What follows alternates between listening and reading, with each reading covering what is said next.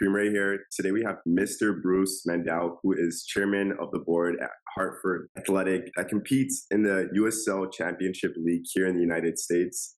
Bruce, how's it going? It's going great. Great to be here with you, Kareem. Yeah, again, thank you for taking the time for joining us. I want to ask you, how did you get involved into the beautiful game?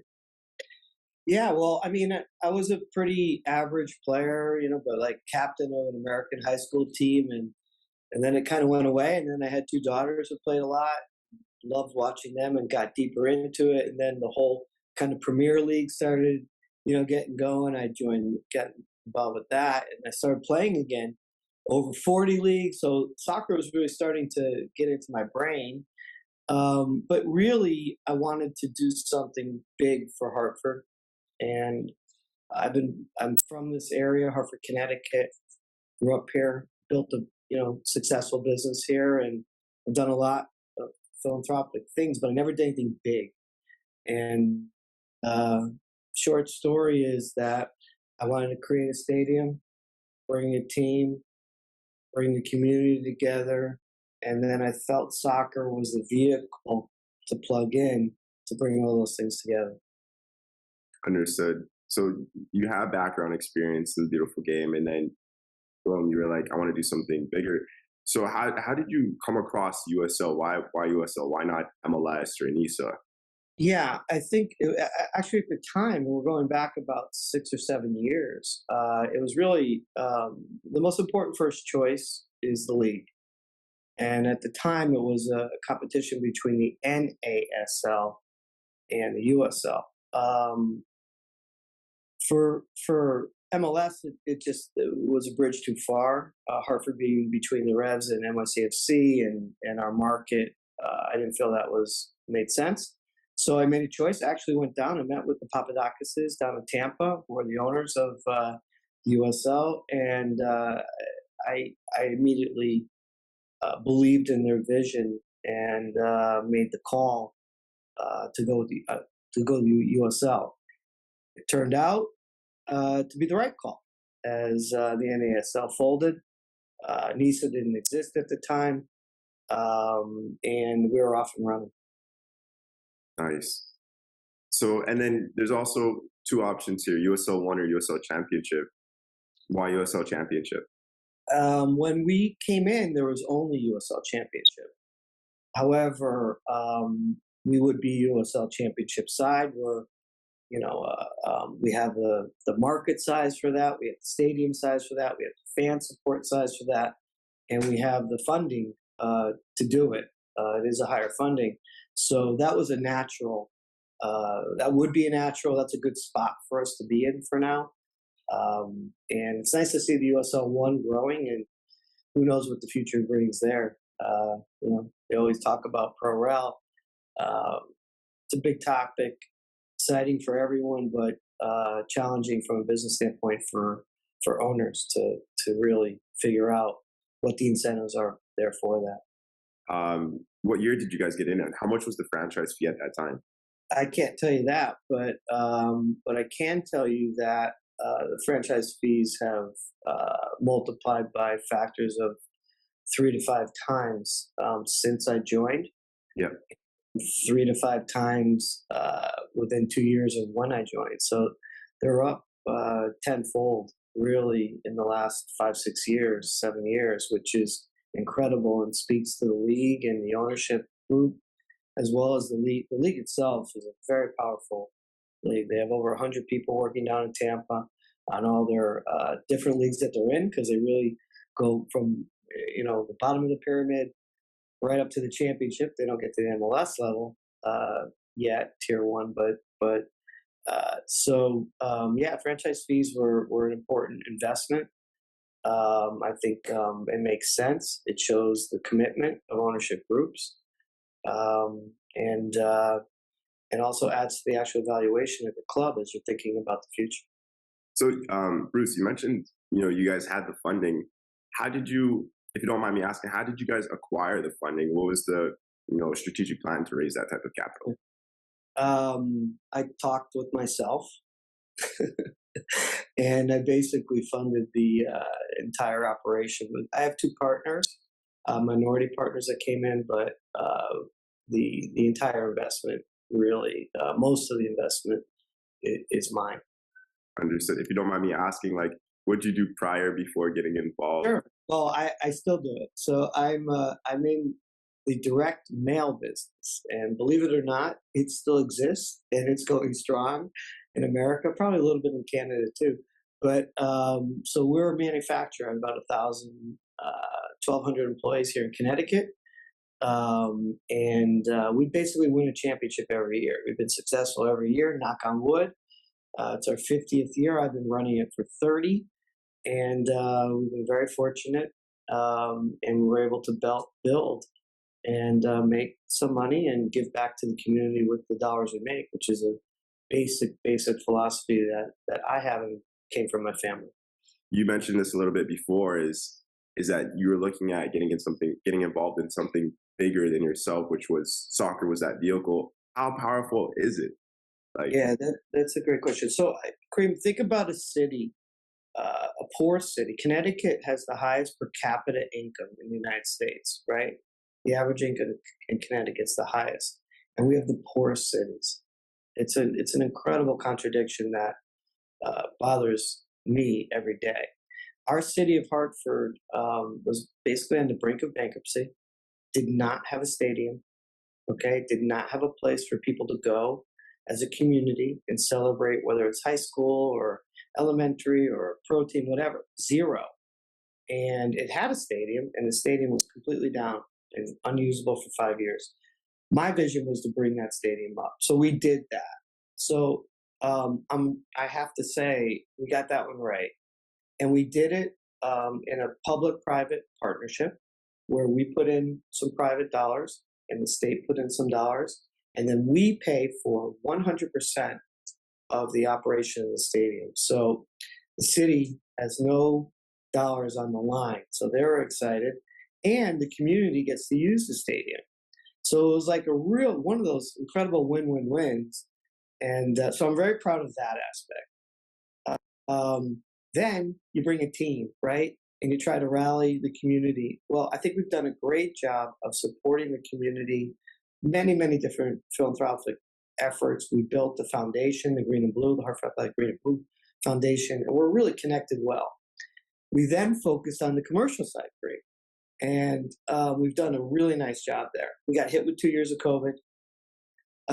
We're really almost like in our first year again this year because it's a clean year. And we're building up the commercial. The final piece really is the soccer side and getting strong there. We have not achieved what we want on that end. It's the final piece, but we now feel that we have the strength. We have a stadium, we have a team, we have a strong business right now, and now we can turn our head and say, okay, let's invest on the soccer side. So that was kind of the progression, Kareem, and we've been successful everywhere except we now need to turn to the team and switch that on and go win a championship, which we now have a 3-year plan for that.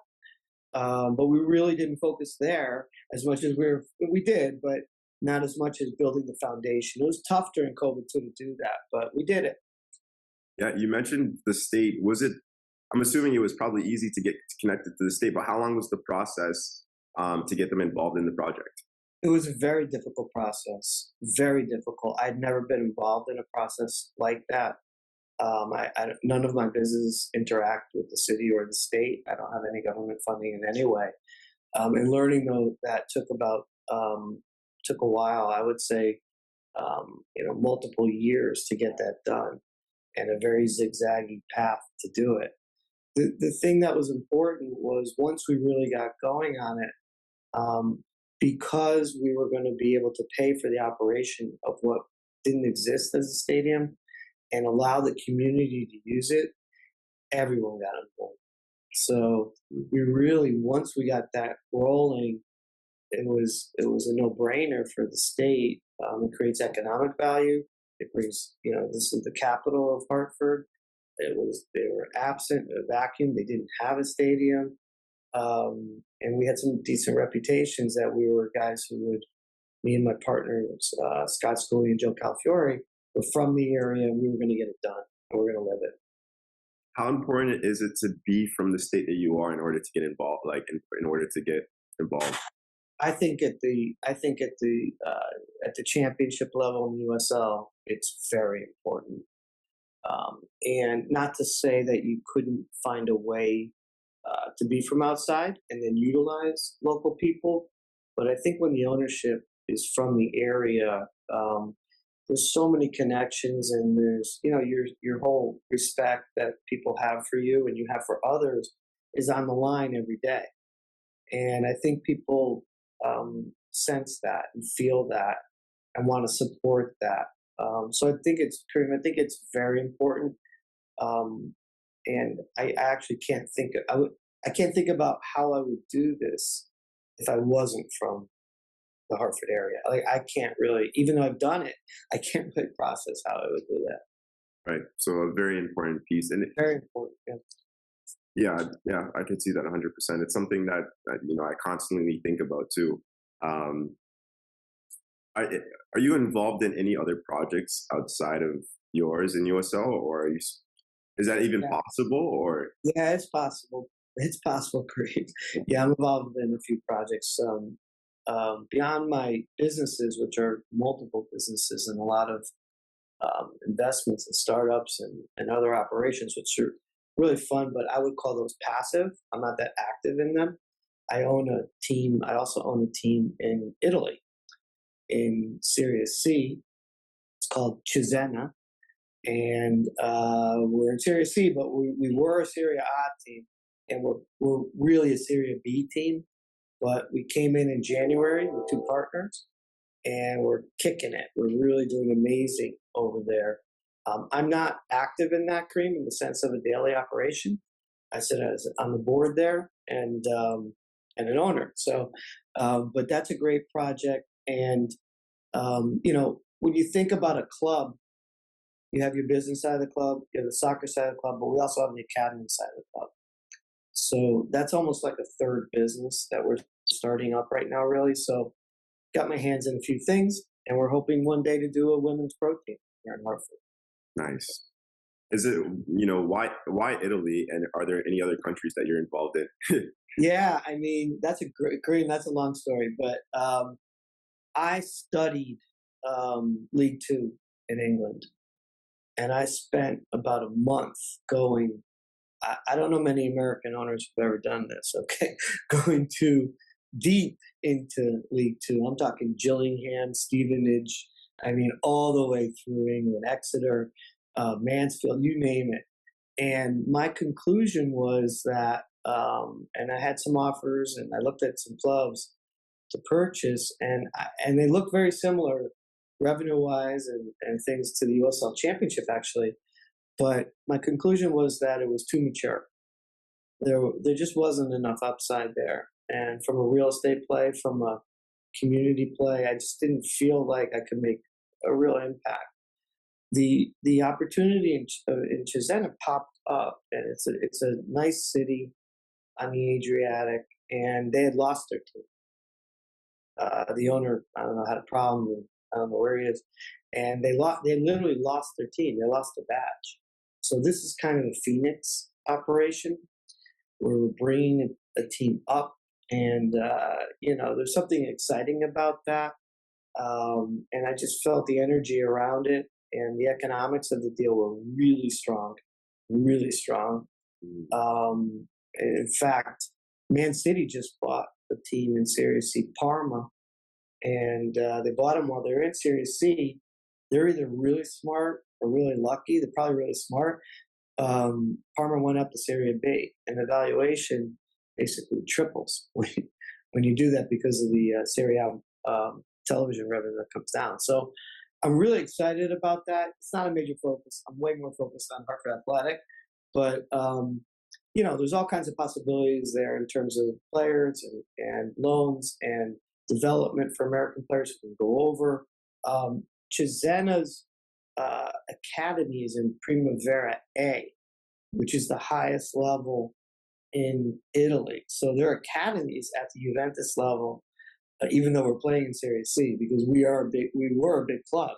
So we kept the academy going. So it's kind of it's great. And I've looked to do other I've looked to do other I have some other clubs. Um, but right now I'm focused more on Hartford Athletic and getting the soccer side of that right. I got some work to do, Kareem. Understood. Yeah, maybe after the call, I could show you our business model. Maybe you'll like it and I love it. I love possibly it. get involved. Maybe that'd be awesome. What are three of the biggest obstacles that you faced, in regards of getting your club started up? I think the I mean we'll put COVID aside because that's like everyone's obstacle. But I think that first and is this learning curve, and it's hard to explain. Um, you know, anyone who's been successful in one business and tries to come into a completely separate business, I think it's one of the. I seriously think it's one of the greatest challenges, one of the greatest business challenges in the world. Very few people are successful at, and there's reason for it because the learning curve is so steep. And I'm thinking about when one day I write a biography, the title my working title, I came up with it the other night, is so many mistakes. Okay, because the curve is so hard, and I made mistakes in terms of the type of management on the soccer side. I got my first CEO wrong. My budget was not correct, even though I had multiple serious consultants helping me with it. Um, it's just a challenge, and I have a lot of learnings from that. I think I could help other people, but so I think the learning curve was number one, and along with that, and that kind of encompasses a lot, but um, I think I undervalued the strength in play in the USL Championship. I thought that you could really you can moneyball it, right? And not that we pay fine, but that you could find gems and bring them up, and and we had a very young team for a couple years, and maybe it was a combination of the coaching and the team, but it didn't work. It just didn't work.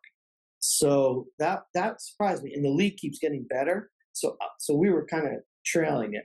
We have great players and good coaches, but we were trailing as a new club. So I got to find a way to leapfrog it. Huge challenge, Kareem, to try to figure out. I'm up all night thinking about that one. But I have a new technical director now. We're about to hire a new coach, so we're going to make some splashes on that.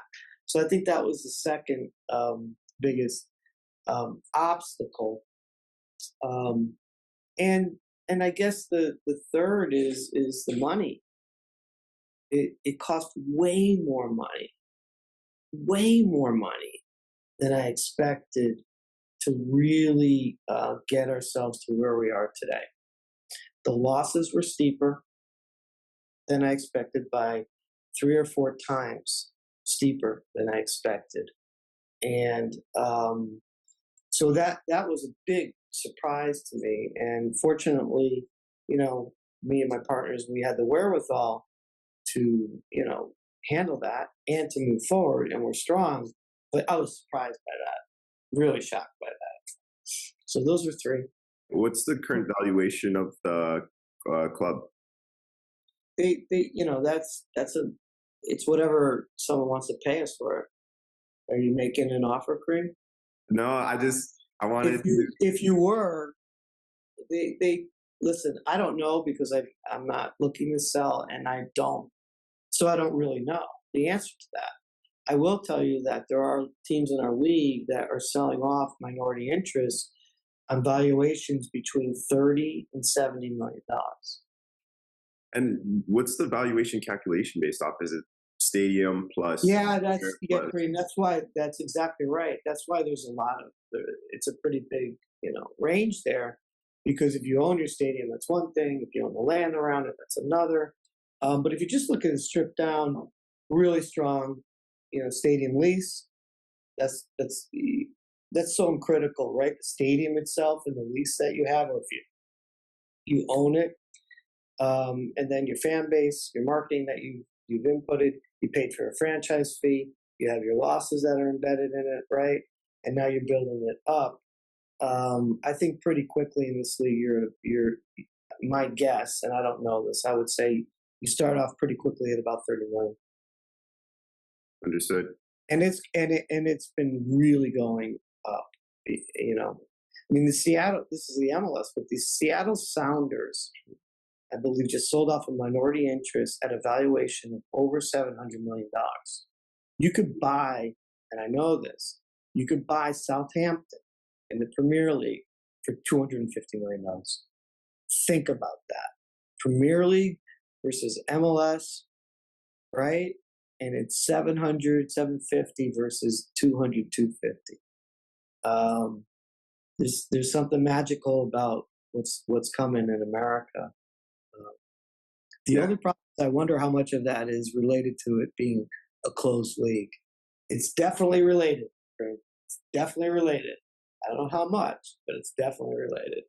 Understood. And especially with, in the next 4 years, the 2026 World Cup coming down the pipeline is huge, huge, huge. And I wanted to get your thoughts on that. Yeah, I mean, I got involved, like got excited in a different way about soccer in 1990. And I saw Maradona score his last goal in the World Cup against Greece at Foxborough, or whatever it was called back, Schaefer Stadium. I don't even know what it's called. But the magic around the World Cup, and no country is going to do as well, or North America, as Canada, Mexico, the United States. We are going to crush it. It's what we do best. They will be sold out everywhere. It's going to be magical. There are kids, you can see them training right now. They're thinking about it. Think about that dream, right? And 2026, and we have a young team right now, U.S. national team. It's going to be kids charging up, trying to get there. And I think it will have a nice tail for about 2 years. It's all about, the build up, and then how do you capture that wave and ride it after? But we are on a continuum of progress here in North America on soccer. There's just no doubt about it. Look at how many players are being sold over to Europe right now. It's the multiplier factor on that is like by 10. Think about how many players we have. We have over 10 players in USL that have been sold into Europe. I mean, it's incredible. That was 0 2 years ago. Yeah. So it's like add the World Cup to that, and I'm pretty excited about that. Yeah. I mean, yeah, even, one of the closest players to me, because he's Canadian, would be Alphonso Davis.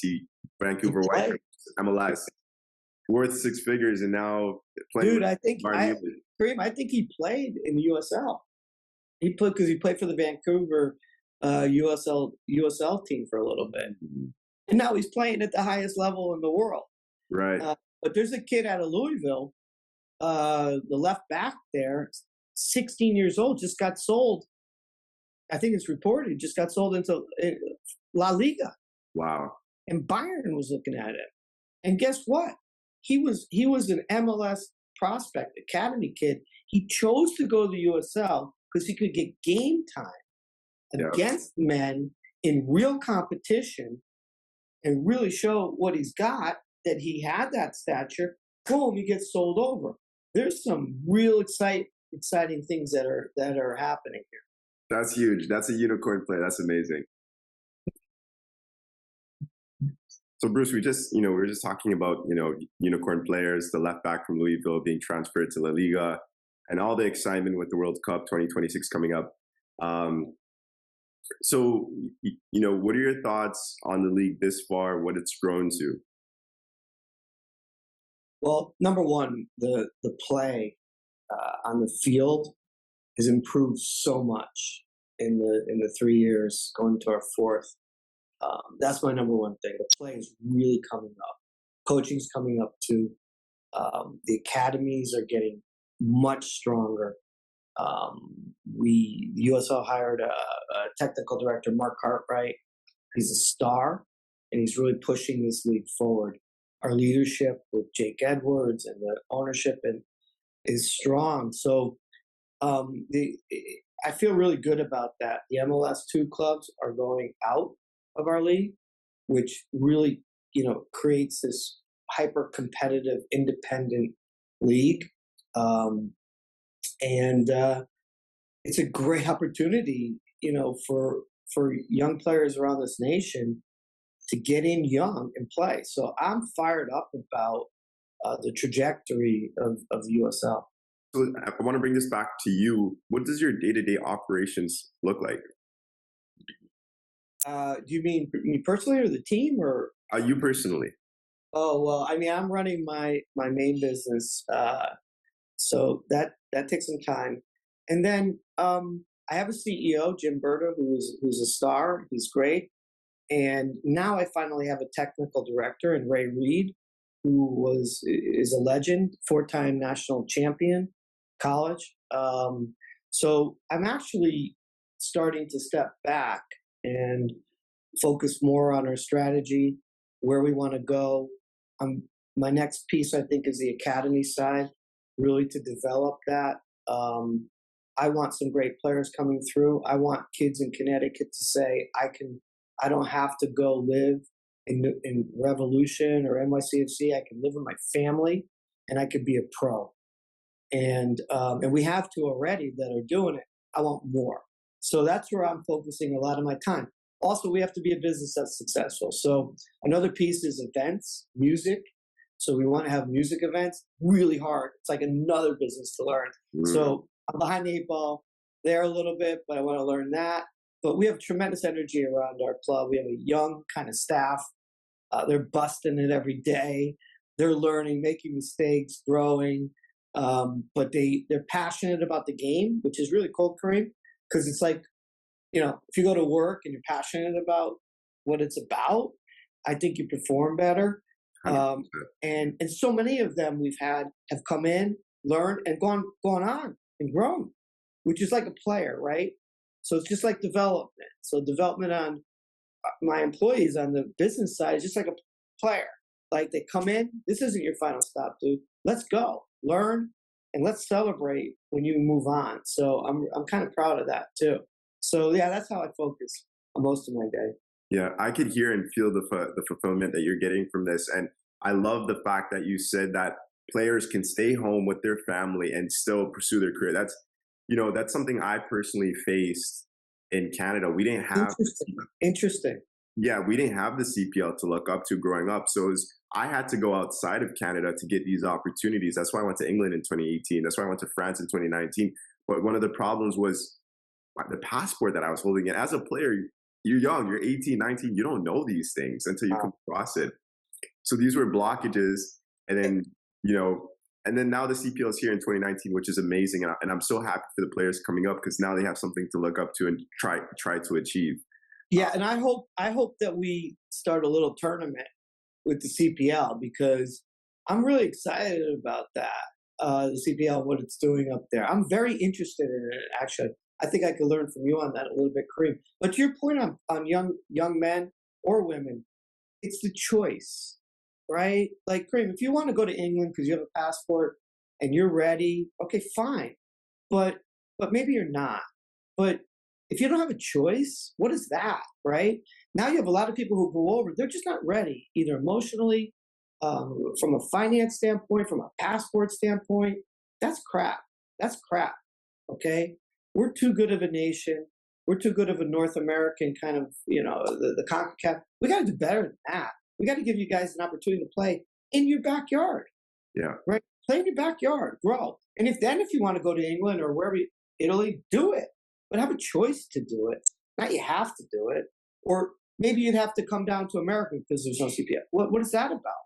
I'm happy you guys are doing that. And hopefully that league stays strong and grows too. Yeah. I mean, I don't want to talk too much about the CPI. I mean, It's great. They started in 2019 and then they faced COVID 2020, which is terrible, but thankfully they've survived. And I'm excited for what the World Cup's going to do, trickle down to the CPL. It's going to be amazing. But I think the second last question I'll ask is, I know it's a long, answer, but what's the hiring process for you? What do you look for when you're hiring somebody for a certain position? That's a great question. That's a great question. So I think the number one thing I want hear, see, feel is curiosity. So I've had interviews where I'll get to the end of an interview and I'll say, "Do you have any questions?" They say, "No, thank you for the interview." Like, dude, you just been on the phone. I mean, I'm an old guy. I might have a little bit of experience. You don't have any questions. Like, you're not curious. If you're not curious about your work, you're not curious about what you're doing, you're not going to be successful. So I'm looking I love to find people who are curious. They want to learn. Like, I'll give you a task. You're going to just go do the task, or do you really want to understand it and learn about it? I want the mentality that you want to learn. So I think that for me, that's the number one thing I like to see. It's very hard. It's not that easy to figure out, and I make some mistakes with that. So many mistakes, but I think curiosity is my number one thing that I'm looking for. I think experience matters, but it's overrated, in my opinion. I'd much rather have intelligence, curiosity, and the experience I want to see is that you worked hard. Don't tell me about it. Don't tell me that your father works hard, your mother works. I don't really care. Show me that you are a hard worker. Tell me what you did in your life. So it doesn't have to be in soccer, right? But what did you do? Maybe it was on the field, Kareem. Maybe it was off the field. And I'm always looking for talent. That's the other thing. I never stop. I don't care if there's applications out there, openings. Don't forget about that. That's not how you get a job. That's not how you get a job. Get your resume out there. Get on LinkedIn. Post to an owner. Okay, I'm serious. It works. And then I think the thing I want to see is a curiosity, number one. So that's my answer for that. That's a great answer. And the last question I wanted to ask you is, what advice would you give to me with a young person that wants to get into the league and be on the side that you're on? What advice would you give to me? Well, first of all, I have a lot of respect for you. I can't believe you're 22, but then again, I have a 22-year-old daughter who's a powerhouse too. So I kind of get it, okay? But the way you reached out, fantastic. It was on LinkedIn, okay? Good for you, aggressive, go forward. You went to the league meetings, Kareem. That's an investment you're making, really smart. I don't care how you got there, what you did to get there, fantastic. So I think it's the engagement, right? The engagement. And that's where you're going to be successful. I can tell you this, I promise you have no idea where you're going to be 3 years from now. You have none. You may tell me you do. You may tell me you have a plan. I'm telling you, you don't know. But here's the thing.